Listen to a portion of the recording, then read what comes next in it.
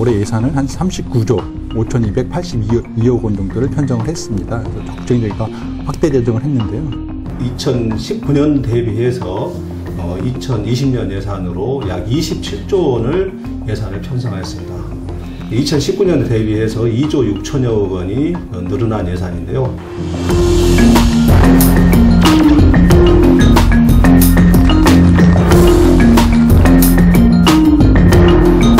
확대 재정을 하게 된 주요 원인은 일단 경제 활성화를 위해서고, 그다음에 이제 경제 선순환 구조를 저희들이 좀 꾸려보려고 합니다. 늘어난 배경에는 이제 환경 그리고 이제 복지 이 부분의 예산들을 좀 대폭 좀 증액시켰고요.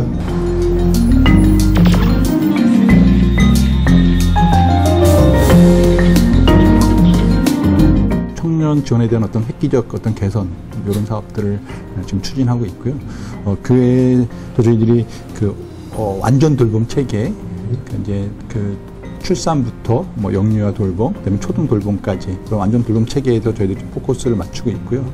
초등학생 치과 주치의나 무상 교복, 청년 기본소득, 그다음에 경기도만의 생애 주기별 맞춤형 복지, 그리고 공공보육 등의 안정적 운영 이러한 예산들이 좀 반영이 되어 있고요.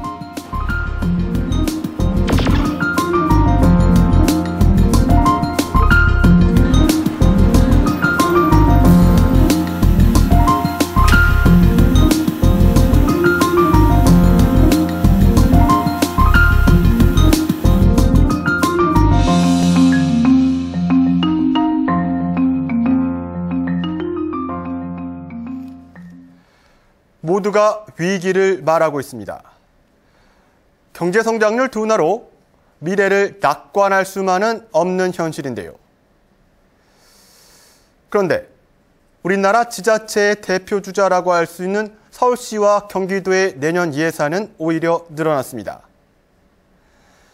재정을 확대한 것인데요. 그렇다면 그 이유는 과연 어디에 있을까요?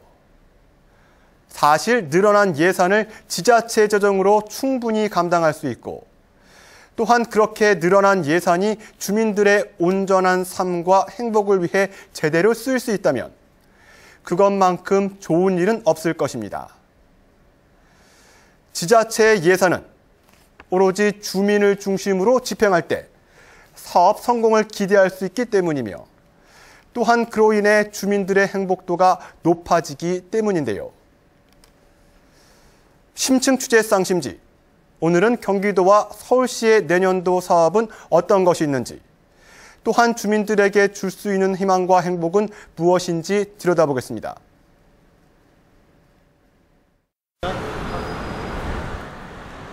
과연 서울시와 경기도가 내년에 편성한 예산은 어느 정도일까요? 그리고 그 예산의 특징은 어디에 있는 걸까요?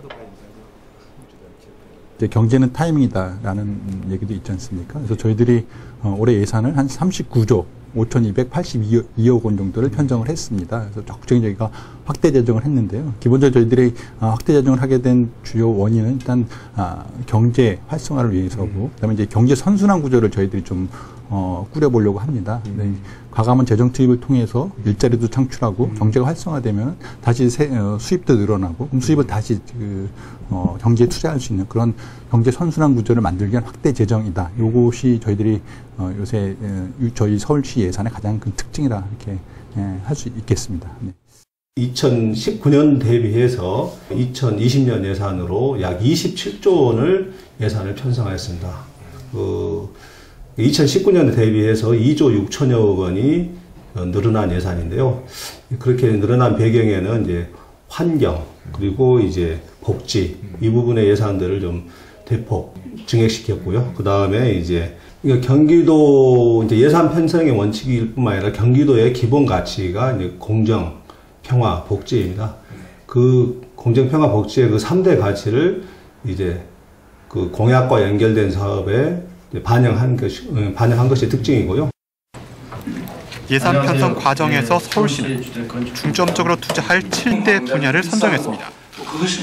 경기도 역시 이른바 5대 투자 중점 분야를 선정, 집중적인 투자를 약속했는데요. 두 지자체가 예산을 투입할 중점 분야, 과연 어떤 분야일까요? 신혼부부라든가 청년 등에게 주거 지원을 확대하고 있습니다. 그다음에 청년들에게 지원 규모도 대규모로 지금 확대해서 청년 지원에 대한 어떤 획기적 어떤 개선 이런 사업들을 지금 추진하고 있고요. 또 저희들이 완전 돌봄 체계, 이제 출산부터 영유아 돌봄, 그다음에 초등 돌봄까지 그런 완전 돌봄 체계에서 저희들이 좀 포커스를 맞추고 있고요. 그다음에 그와 더불어서 경제 활성화를 위한 혁신 경제에도 또 포커스를 맞췄습니다. 그래서 한편으로는 일자리 창출도 굉장히 중요하지 않습니까? 그래서 일자리 창출에 또 역시 저희들이 이제 주요 사업으로 선정을 했고, 그다음에 대기질 개선, 지금 미세먼지 굉장히 중요하지 않습니까? 그래서 대기질 개선에도 저희들이 사업 역량을 집중하고 있고요. 이와 더불어서 이제 생활 SOC, 체육관이라든가 문화시설, 생활 SOC 같은 것들을 우리 동네에서 쉽게 찾아갈 수 있도록 그런 생활 SOC 사업 확충하는 데도 저희들이 집중적으로 투자를 하고 있고요. 그래서 이렇게 7개 가지 사업에 대해서 서울시가 이제 집중 투자를 하고 있습니다. 첫 번째로는 이제 공정하고 평화로운 경기도를 만드는 일에 약 4,590여 원의 예산을 편성하였고요. 그 다음에 이제 삶의 기본을 보장하는 복지를 위해서 이제 11조 7,600억 원의 예산을 반영하였습니다. 여기에는 이제 초등학생 치과 지취이나 무상교복, 청년 기본소득, 그다음에 경기도만의 생애 주기별 맞춤형 복지, 그리고 공공보육 등의 안정적 운영, 이러한 예산들이 좀 반영이 되어 있고요. 세 번째로는 공정과 혁신이 바탕이 되는 경제와 산업 분야 예산으로 약 1조 180여억 원의 예산을 반영하였습니다. 조금 세부적으로 설명하자면은 이제 소상공인 및 창업 지원을 강화하고 지역화폐, 즉 경제의 모세혈관이라 할 수 있는 모세혈관을 살리는 지역화폐를 좀 활성화하고, 그다음에 농어촌 경쟁력을 강화하고 공유경제를 활성화하는 일, 이런 예산을 이제 반영시켰고요. 네 번째로는 환경, 그래서 이제 깨끗한 환경, 안정된 주거, 편리한 교통, 이것을 좀 이러한 도민의 삶과 직결되는 부분에 약 2조 3,600여 원의 예산을 편성하였습니다. 그래서 이제 이번에는 이제 미세먼지 대책이 대폭 강화될 것이고요. 그다음에 행복주택 건설 등 서민의 주거 환경을, 주거의 질을 높이고, 그다음에 대중교통을 보다 더 안전하고 쾌적하게 이용할 수 있도록 할 계획입니다. 그리고 마지막으로 5번째로요. 경기도민의 당연한 권리인 안전과 교육, 문화를 보장받을 수 있도록 총 1조 5,500여 원의 예산을 반영하였습니다. 여기에는 이제 아까 얘기했던 24시간 닥터 헬기 운영, 즉 소방력과 이런 응급의료 대응력들을 강화해서 골든타임을 확보하는 것, 그리고 도민의 생명과 안전, 재산을 지키고 도민의 기본권을 보장하기 위한 사업들, 네, 이런 예산들을 좀 대폭 강화하였습니다. 서울시와 경기도의 내년 예산은 2019년 대비 각각 10.6%, 10.9% 증액돼 서울시는 39조 5,289억 원, 경기도는 27조 319억 원 규모입니다. 재정이 쓰이는 주요한 분야에는 역시 청년들을 위한 지원이 자리 잡고 있습니다. 그 핵심은 서울시의 청년수당과 경기도의 청년 기본소득에 있습니다. 저희들이 청년수당을 하는 근본적인 이유는 청년들의 출발선을 누나 동일하게 해주겠다, 이제 그런 의미고, 특히 이제 취업할 때 작은아마 서울시가 이제 도움을 줘서 객관적으로 취업하는데 어려움이 없도록 하겠다는 게 저희들 취지고요. 기본적으로는 1회 한 번 지급하고, 1회 한 번, 그래서 청년들에게 만 19세에서 34세 모든 청년들에게 1회 한 번 정도 지급을 하고요. 그래서 약 3만 명에게 청년수당을 지급하려고 하고요. 20년에, 그 다음에 21년에 3만 5천 명, 22년에 다시 3만 5천 명에서 총 한 10만 명 정도에게 저희가 청년수당을 지급을 하려고 합니다. 서울 거주여야 되고, 그 다음에 이제 중위소득 150% 미만이어야 되고, 그 다음에 이제 대학 졸업 후 2년이 지났음에도 불구하고 취업하지 못한 그런 그런 청년들을 대상으로 생애 1회 정도 월 50만 원씩 6개월 동안 지원하게 됩니다. 네. 저희 경기도에서는 이제 청년 기본소득, 즉 경기도에서 만 3년 이상 거주한 청년에게 연간 100만 원을 이제 분기별 25만 원씩 지역화폐로 지급하고 있고요. 이거 다 지급하면 좋겠는데 일단 예산이 제한되다 보니까 청년 모두에게 지급되는 건 아니고요. 만 24세 청년이 이제 만 24세가 도래하면 그때부터 이제 1년 동안 지급되는 겁니다. 청년들의 가장 큰 고민거리 중 하나인 주거 문제 해결을 위한 제도는 물론 청년의 안전사고에 대비한 지원까지 마련됐습니다. 청년들의 가장 큰 문제 중에 하나가 주거 문제입니다. 청년 주거 지원 관련해서는 역시 청년들에게 임대주택도 보급을 해주고요. 그다음에 특히 이제 역세권 같은 데다가 이제 임대주택을 얻어서 저희들이 이제 지원해주는 그런 방식 등 다양한 방법을 지금 저희들이 검토를 하고 있습니다.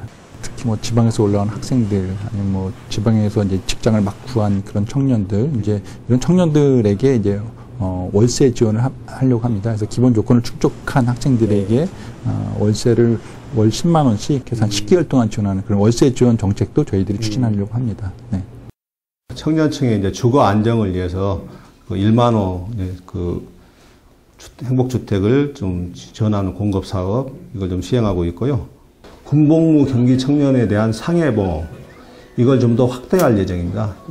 지난해에는 이제 일단 군 복무 중인 이제 청년에 대해서만 상해보험을 경기도에서 지원했는데요.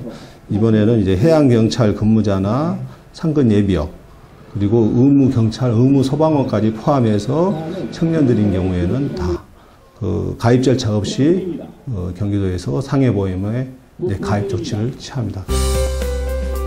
서울과 경기도 두 지자체 모두 내년도에는 주거 안정을 위한 지원도 마련하고 있었는데요. 기본적으로 이제 그 신혼부부 주거 지원은 신혼부부들이 한 5만 쌍 정도가 서울에서 연간 결혼을 하는데 그중에 한 2만 5천 쌍에게 절반 정도의 신혼부부에 대해 저희들이 주거 지원을 하려고 하고 있습니다. 그래서 직접적으로 이제 임대해 주는 방법도 있고 그다음에 이제 전세금 같은 거 이자를 보존해 주는 그런 사업도 있고요. 그래서 이제 그런 사업들을 저희들이 추진하고 있고 이번에 이제 기준도 좀 올해는 완화를 했습니다. 기존에는 부부 합산 8천만 원인데 한 1억 원 정도로 상향을 했습니다. 상향을 했고요. 그와 더불어서 이자 지원도 최대 이제 1.2%에서 이제 3%까지 이렇게 확대를 했습니다.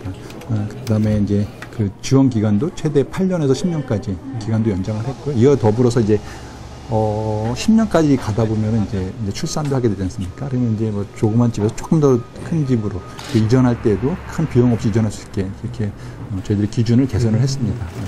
도시재생 뉴딜 사업을 이제 기획하고 있는데 그 도시재생 뉴딜 사업은 이제 크게 두 가지. 첫 번째는 이제 근린 생활형 지원이 있고 그 다음에 이제 우리 동네 살리기 지원 사업이 있습니다. 근린 생활형 지원 사업은 이제 주거 기반 및 상권 활성화 이를 통해서 도심 기능의 회복을 위한 사업을 약 670여억 원의 예산을 통해서 일단 지원할 예정이고요. 그리고 이제 우리 동네 살리기와 관련해서는 이제 노후 지역을 좀 활성화하고 마을 공동체를 회복하기 위한 사업을 이제 지원할 예정입니다. 원주민을 쫓아내는 그런 이제 재개발 사업보다는 이게 더 오히려 삶의 그 공동체를 좀 회복하고 그 이웃 간의 그 따뜻한 사랑의 온기를 나눌 수 있는 공동체로 갈 수 있는 여건을 좀 더 확보해 주자는 차원입니다. 임신과 출산 그리고 보육에 이르는 전 과정의 공적 지원을 강화한 서울시의 완전 돌봄 체계 구축과 산후조리비와 청소년 교통비를 지급하는 경기도의 독특한 지원 정책도 눈에 띕니다. 결혼을 하고 나면 이제 다 아이를 낳아야 되지 않습니까? 그래서 이제 난임 시술 같은 것, 난임 시술을 지원을 합니다. 그래서 정부에서 5회 지원하는데 서울시가 이제 3회 더 지원하는 그런 시스템을 갖추게 됐고요. 그다음에 이제 영유아 지원도 하게 됩니다. 그래서 영유아 중에서도 이제 특히 막 출산하게 되면 막 출산한 아이들에서 이제 건강관리사를 저희들이 파견을 합니다. 파견을 해줍니다. 모든 출산 가정에 건강관리사를 파견해주고요. 그다음에 아동수당 그 지원도 6세에서 7세로 이제 아동수당 지원도 이제 확대를 했습니다. 뭐 정부 정책과 같이 맞춰서 가는 사항이고요. 그리고 두 번째로 이제 국공립 어린이집을 지금 확대합니다. 사실 어린이집 굉장히 중요하지 않습니까? 믿고 맡길 수 있는 국공립 어린이집을 대폭 확대하겠다는 게 저희들 이제 의지고요. 그래서 한 129개소 정도 내년에 확대할 예정입니다. 그러면 이제 전체 국공립 어린이집의 한 45%까지는 다 국공립으로 이제 전환이 될 예정입니다. 그다음에 이제 거기서 끝이는 것이 아니라 이제 초등 돌봄이 있습니다. 그래서 초등학생들 만 12세 이하 학생들을 위한 키움센터를 확대를 합니다. 그래서 특히 이제 맞벌이 가정에서 어린이들을 이제 마음 놓고 이제 맡길 수 있는 그런 키움센터를 서울시 곳곳에 설치를 해서 육아에 큰 저희 이제 도움을 주려고 이렇게 노력을 하고 있습니다. 그다음에 이제 산후조리비 경기도에서 1년 이상 거주한 산모에 대해서 50만 원의 지역화폐를 지급하고 있고요.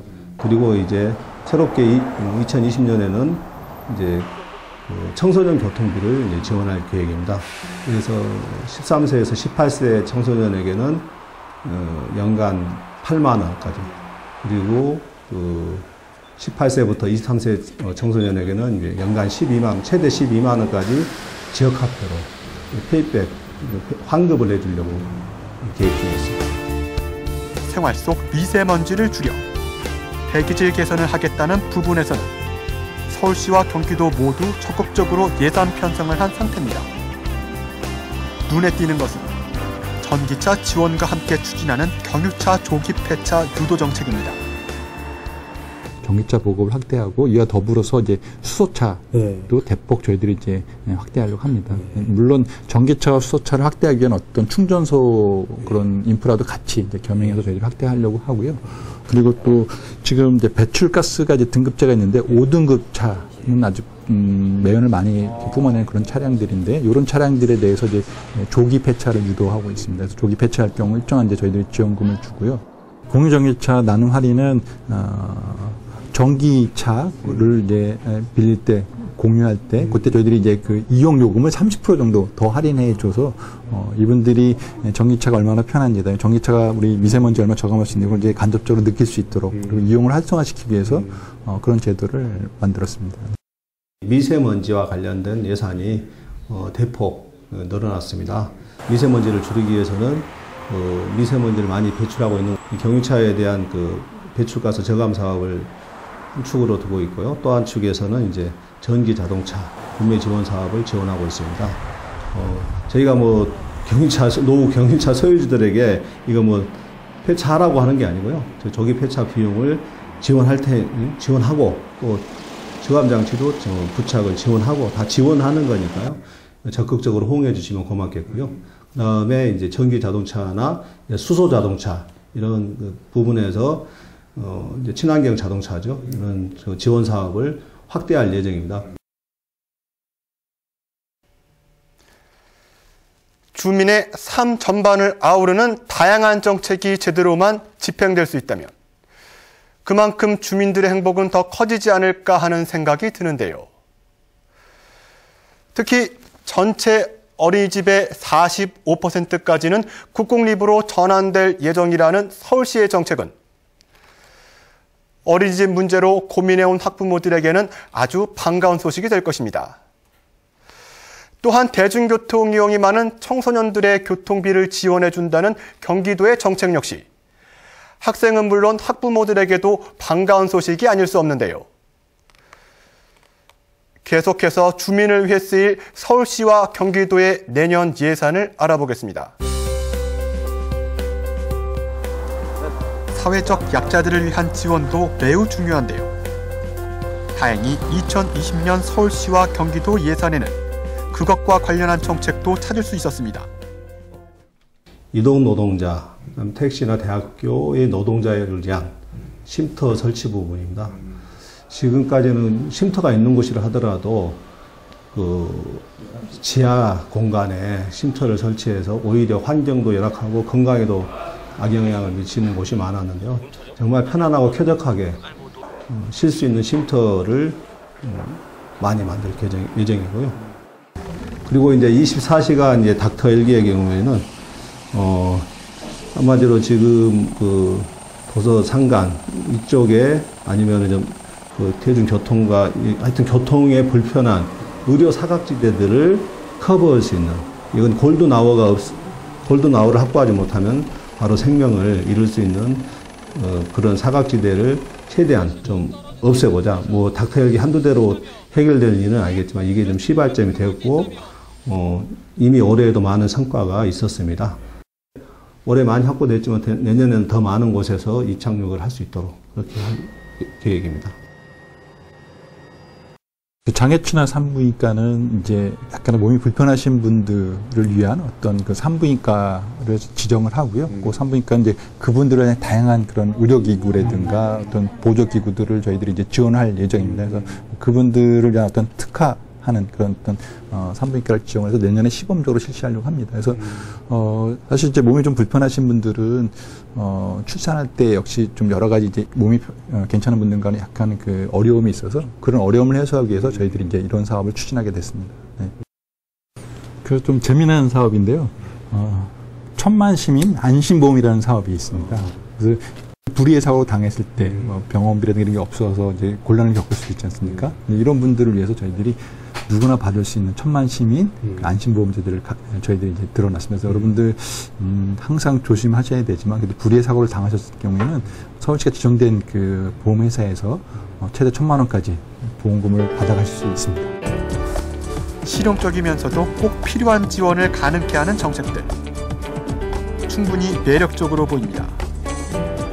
그렇다면 서울시와 경기도는 이런 정책들을 어떤 방식을 통해 발굴해가고 있는 것일까요?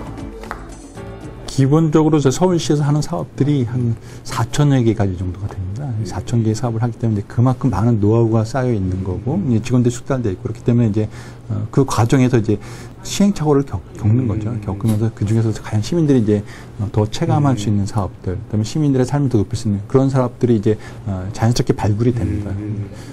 그래서 그런 사업들을 저희들이 좀 더 중점적으로 부각시키고 집중 투자하게 되는 그렇게 저희들이 이제 꾸려가고 있습니다. 네. 이제 공식적으로 이제 시민 참여 예산 제도가 있습니다. 시민 참여 제도가 있어서 시민들이 직접 아이디어를 제출하는 겁니다. 그래서 시민들이 제출한 아이디어들을 저희 공무원들과 같이 다듬어서 그 사업을 이제 실현하게 되고요. 그 외에도 또 시민 수기 예산 제도가 있습니다.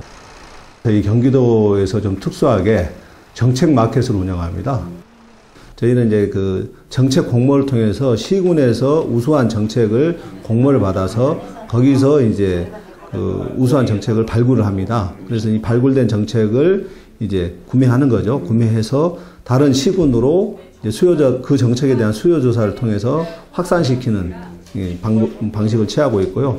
올해에는 이제 그 고양시에서 제안한 동네 의원과 함께하는 치매 조기 검진 사업, 그리고 이제 이천에서 제안한 이제 생애 주기별 통합 서비스인데요. 온드림 사업. 예, 그리고 이제 남양주시에서 이제 제안한 장애인과 영유아 보육교사에 대한 전문성 교육 사업. 이 세 가지 사업을 이제 선정하였습니다. 이 사업들을 이제 내년에 예산을 통해서 사업으로 이제 반영할 계획입니다. 그리고 이제 경기도가 이제 시군에게 꼭 사는 것뿐만 아니라 경기도에서 이제 우수한 정책들을 또 시군으로 좀 반영도 하고 있습니다. 이제 그게 이제 대표적인 게 이제 폭염 대비 에너지 복지 지원 사업이나 아니면 이제 계곡 정비 사업의 연장선상에 있는 환경 지킴이 사업, 그리고 이제 반려동물 보험 가입 뭐 이런 사업들은 이제 시군에 또 제안해가지고 시군이 또 이제 구매하는 거죠. 예. 그러면 저희가 또 50% 예산 매칭해서 지원합니다. 그런데 아무리 좋은 정책이라 하더라도 모르거나 혹은 잘못된 인식을 가지고 접근하면 본질적인 도움을 받기가 어려운 경우가 많습니다. 과연 서울시와 경기도가 주민들이 제대로 주목하기를 바라는 주민정책, 어떤 것들이 있을까요? 또 한 가지 좀 안타까운 부분, 아까도 우리 말씀하셨지만 실제로 서울시가 진짜 많은 사업을 하고 있습니다. 1000만 시민 그 안심보험도 있지만 이런 것도 사실은 알아야 되는 거거든요. 근데 완전 놀라면 저희 건강관리사, 모든 출산하신 분들에게 건강관리사를 저희들이 파견을 하고 있는데 이 제도를 사실은 아직도 모르는 분들이 있어서 그 제도를 활용하지 못하는 경우가 많이 있습니다. 그래서 앞으로 이제 저희들 입장에서는 더 많은 홍보를 하려고 노력을 할 예정이고요. 그래서 시민 여러분들도 자기가 경험한 서울시의 주요 정책들을 다른 분들에게 같이 공유하고 확산시켜 주시면 더 저희 사업이 활성화되지 않을까 이렇게 기대를 하고 있습니다. 네. 이제 흔히 이제 반려동물 테마파크를 하니까 동물을 위한 공원이라 이렇게 생각하기 쉬운데요. 사실은 그 반려동물을 키우고 있는 사람을 함께 생각하는 테마파크로 이해를 해주시면 고맙겠고요. 단순한 이제 동물과 사람뿐만 아니라 그와 연관되어 있는 이제 계층들, 특히 이제 청소년이나 이제 어린 아이들에 대한 정서, 함양, 교육 이런 부분에도 상당히 그 유용한 공간이 되지 않을까 생각을 합니다. 예. 국어사전에선 세금을 국가 또는 지방 공공단체가 필요한 경비로 사용하기 위하여 국민이나 주민으로부터 강제로 걷어들이는 금전이라고 정의하고 있습니다. 우리는 그렇게 국가나 지자체가 걷어들인 세금이 제대로 쓰이길 희망합니다. 또한 제대로 사용되는지 감시하고 들여다봐야 하는데요. 그것은 강제로 세금을 내야 하는 국가의 국민, 지자체의 주민인 동시에 납세자의 당연한 의무이며 또한 권리이기 때문입니다. 서울시와 경기도 모두 2019년에 비해서 더 많은 예산을 2020년에 편성했습니다. 또한 주민을 위한 다양한 정책을 예산을 통해 실현하겠다고 밝히고 있는데요. 이제 남은 것은 서울시와 경기도가 그 약속을 지키는 것, 그리고 주민의 입장에서 그 약속이 제대로 지켜질 수 있도록 감시하는 것은 아닐까요? 심층 취재 쌍심지, 오늘 순서 여기서 마치겠습니다.